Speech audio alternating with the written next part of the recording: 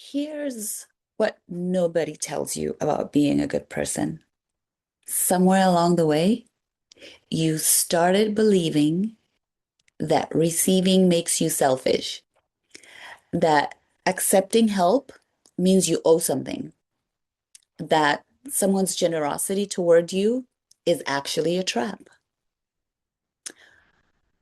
So you say, no thanks, I'm good, when you're not good.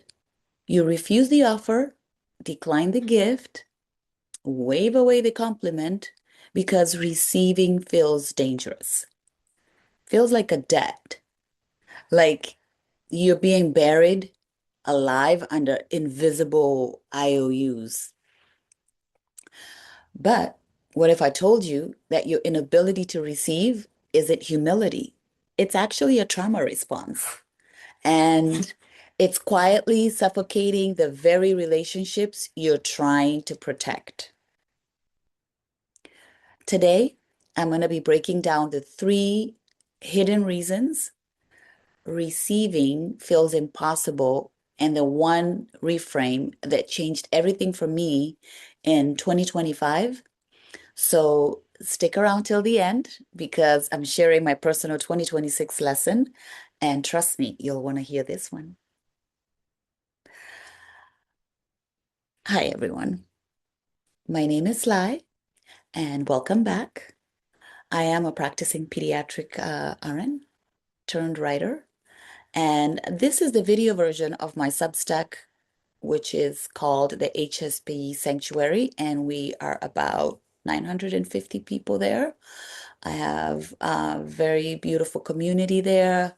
It's a sanctuary where we talk about soft healing, or I call it, it's my soft room for healing. Yeah, I got it twisted. As I said, I'm learning how to get comfortable on the screen. Look at me messing up already. But it's a soft room for healing. We talk about boundaries, nervous system regulation, especially if you feel everything. So if you're new here, welcome. I would welcome you with both hands. Take off your shoes, as I always say. Grab some tea. Here's my tea. As I sip my tea, unclench your jaw, relax those shoulders, and let's exhale together. So before we dive in, I have to shout out my amazing Substack family because this topic came directly from your comments and our conversations that we have there. We have very nice, free conversations, very open, very vulnerable. And that's what happens when we heal together in real time. And I am very grateful for you guys. Let's keep the conversations going. And you can find the link below in the description to join our Substack family. As I said, we're growing quickly, and I am very, very grateful for the support. So now, if this topic already has you nodding your head thinking, yep, that's me, you need to watch my Bali episode first. It's where I hosted my very first guest, my beautiful and amazing, incredible friend, Glow Atanmo. And we talked about the lessons Bali taught us about receiving abundance and letting life be easy. That episode sets the foundation for what we're unpacking today. So I'm going to link that in the video description today. And honestly, these videos are made to be binged. You can binge watch them together. They're all connected. They're like chapters in the same healing journey. So make sure you watch all of them when you're cleaning or when you're walking, or just doing when you're free time. Make sure you watch all of them. You'll enjoy all of them. I think you'll get a lesson from each one. So let's get into it. So today we're going to talk about lesson one, and it's going to be about the three, actually, no, we're going to be talking about the three hidden reasons receiving feels like debt. Yes. Sorry, I confused you. I confused myself. So the three hidden reasons why receiving feels like a debt. So let's talk about why receiving feels so wrong when it should feel really normal. So there are three big reasons why, and I'm gonna get a little personal with this. So let's start with the first one. Lesson one is you were taught that your worth is earned, not inherent. Now, if you grew up in a home where love felt conditional, where you had to be good enough to deserve care, attention, or even resources, then receiving without earning it feels like a fraud to you, right? You feel like, oh, I'm being fraudulent. So you learned early that you have to prove your worth, that you have to be helpful, selfless, even invisible. And only then do you get scraps of care. So when someone offers you something freely, your nervous system automatically panics and it's like it doesn't compute. Then you think, hmm, but I didn't even earn this. What do they want from me? What's the catch? See how your brain and nervous system already. So if that punched you in the chest, you're not alone. And if you felt that one, you're not alone. This was my normal for many, many, many years. I would rather starve than accept help because accepting help meant I wasn't strong enough. I wasn't capable enough. I wasn't enough. Like just questioning that all the time, right? I want to say, well, my tea, my throat is getting dry. So, yeah, but so you just keep thinking that you're not enough and you keep going into this loop like, oh, I'm not enough, I'm not enough. But spoiler alert, that is exhausting. It was exhausting for me very, very much. So that is something that we have to be very cautious of. And we're going to dive right into lesson number two, which is receiving feels like losing control. Oh yeah, this is a big one. Yeah, that's me all day long. So here's the second reason. When you receive, you're no longer in control of the transaction. I don't know if you guys have ever thought about that. Excuse me. And for people like us who are highly sensitive people, recovering people pleasers, parentified kids, control is safety. Control is safety. So think about it. When you are the giver, you control the terms, right? You decide how much, you decide when, and you decide why. So you stay in the power position all the time. Nobody can hold anything over you because you don't owe anyone anything. Isn't that interesting? Nobody can hold anything over you because you don't owe anyone anything. But when you receive, on the other hand, you're being vulnerable.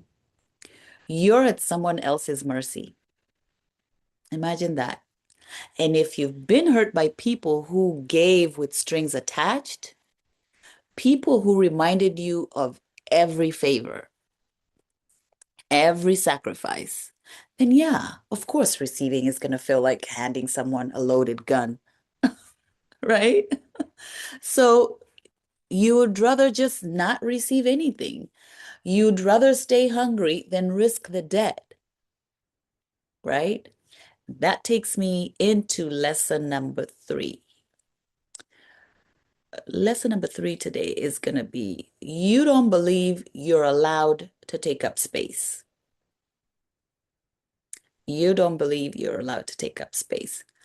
So this one is the hardest one to admit because deep down, you don't believe you're allowed to have needs. You were taught that your needs are too much, that asking for anything makes you a burden. So you learned to shrink like me. I shrunk.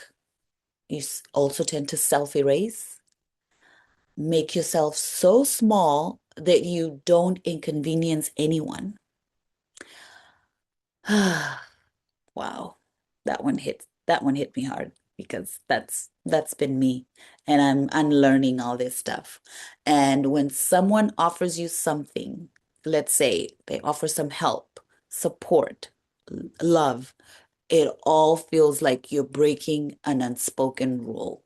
Like you're being greedy, you're being selfish, and taking up space that you don't even deserve. But here's the truth that will set you free. You are not too much. Neither am I, and you never were. Let that one sink in. Your needs are not a burden. They are part of being human. And the people who love you, genuinely love you and care about you, they want to give to you. Not because you earned it, not because you'll pay them back, but because you matter. Now, here we're sip my tea. I hope you guys are enjoying your tea or whatever beverage you're drinking. We're gonna go into, I want to call it the reframe that changed everything, right? So, okay, so those are the three reasons, but here's where it gets really good because in 2025, I learned something that completely shifted how I see receiving, and I'm going to share it with you now. So here it is. Receiving is not taking. It's allowing someone to love you the way they need to. And that's why I highly encourage that you watch the previous episode, my how Bali changed how I vacation forever. It's gonna be in the link below. Think about it.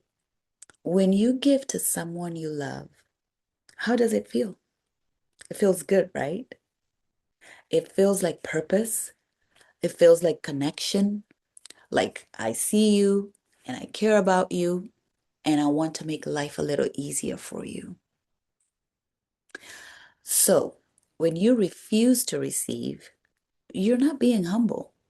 You're robbing someone of the joy of giving to you. You're saying to them, your love doesn't count. You're keeping the relationship transactional instead of relational. Oh, that reminds me. That's gonna be another topic too. And that was the gut punch that I needed. And I shared that in Substack. I wrote a full long form post on my birthday when I recently celebrated my birthday in Bali last month. And I shared about relational and transactional relationships. So that was a gut punch because I needed it. And I realized I was so focused on not being a burden that wow, I was actually burdening the people who loved me by rejecting them. Wow, that's wild, right? Like, oh, yeah. And the more I speak about these things out loud when I share these videos, I hope they're helpful because for me they are. And so my reframe for 2026 is this. I am practicing receiving as an act of love, not just for me, but for the people who want to show me love and show up for me.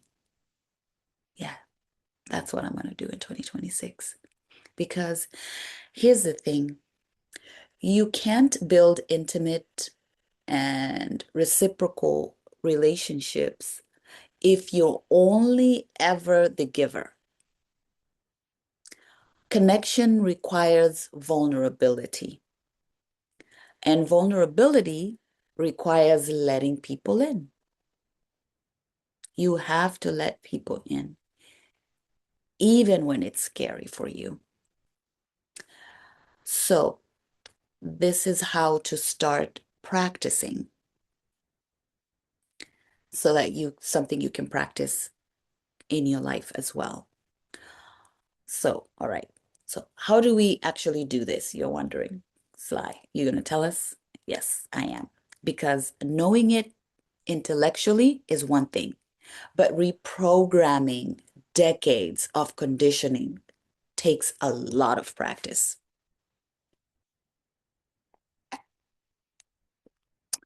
So, here's what's working for me. Step one, start small, very small. Don't try to accept a kidney donation tomorrow. Start with a compliment. Someone says, I love your shirt. Instead of deflecting with, oh, this old thing. Oh, yeah, no, just say thank you. That's it. Let it land, please. I'm practicing that. My friends and I talk about this all the time because we have to practice. Step two, you have to notice the discomfort. When someone offers you help and your instinct is to say, no, I'm fine, pause. Just pause. Feel the tightness in your chest. That's your nervous system saying danger, danger, danger. But it's not danger. It's just unfamiliar. And unfamiliar does not mean unsafe. Step three, say yes to one thing this week. Just practice that. Let someone buy you coffee, let your partner do the dishes, let a friend pick up your kid from school. And when the guilt comes, and it will come, remind yourself, this is love. I'm allowed to receive. Remind yourself, this is love. I'm allowed to receive because you're allowed. You're allowed. Okay, so if you're sitting here thinking, Sly, this is hitting way too close to home, you're definitely going to want to check out my video on the silence test, where we talk about why you feel like a burden in your relationships. I'll link it to in the description below because honestly, these topics are so interconnected. They're very interconnected. And between you and me, I designed these videos to be binge watched. Like, grab your tea, put your phone on do not disturb, and just let yourself go down the rabbit hole. Because healing, what I'm learning is it's not linear, it's very layered, very layered. And the more you watch, the more the pieces start clicking together. So I'm going to link everything in the description. If you're ready to keep going, the playlist will be right there. I'll meet you there. And before you go, I want you to drop me a plate, the plate, fork, spoon emoji in the comments if you're committing to putting something on your plate first this week. I read every single comment and I want to hear where you've been starving yourself so where we can support each other in this. And if this resonated with you, hit subscribe. We're building something special here. It's a place where your needs matter just as much as everybody else's. It's a place where you don't have to earn love, where you can just exist and you can just be and allow yourself to be held. Also, this is my second week doing this. Oh my God. I know my voice is still shaky. I stumble over my words, but it's a muscle that I'm practicing to build. I'm just building it and building it. Like I'm getting comfortable being seen like this. Not perfect, but just practicing every day. And so if you're watching and thinking, I could never do that. Yeah, I thought that too. I thought that too. And thanks to my amazing, amazing friend Glow for her encouraging words. And here I am. So, and if I can do it, you can too. Whatever your version of this is, we're all just figuring it out together, right? So, you deserve a seat at your own table. Want you to continue to take care of that beautiful heart of yours. Thank you for being here today. Thank you for watching. Make sure you subscribe, hit like, share with a friend who might benefit from this, and I will see you tomorrow. Thank you.